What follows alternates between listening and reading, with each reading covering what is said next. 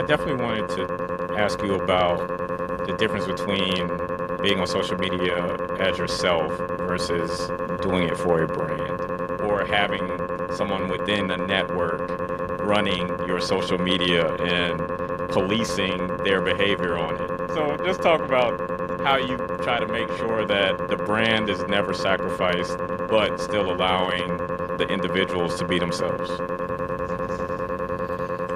From my perspective, I feel like I'm losing this thread as far as what matters and what the cool kids want to tune into for a brand. And so I don't always trust the way that I do the social medias to get people's attention and find that balance.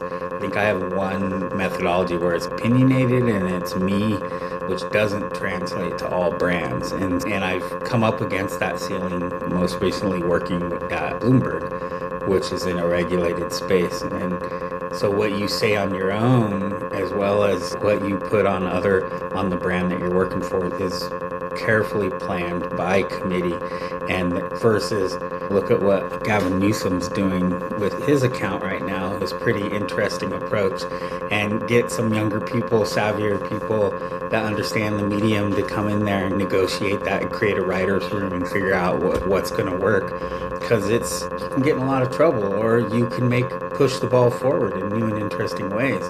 You got to figure out what you have the appetite for, what your heat levels are that you can deal with on these, and then come up with a formula that works for you.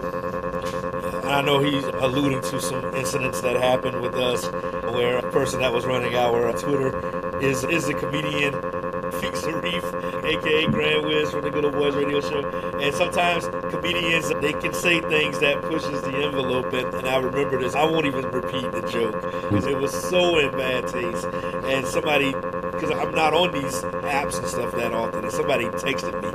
And I was like, yo, get that down like now, because he wasn't thinking about it, I think, from the standpoint of the brand.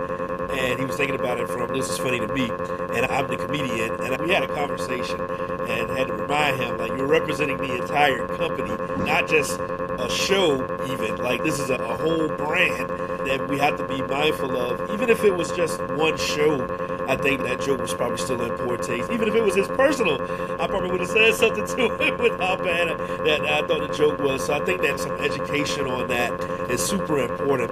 And I also would say, to piggyback on what you just said, Ken, I've had employees that were fresh out of college, and every single time I hired somebody new, I would sit down with them and tell them to teach me what they do on social media.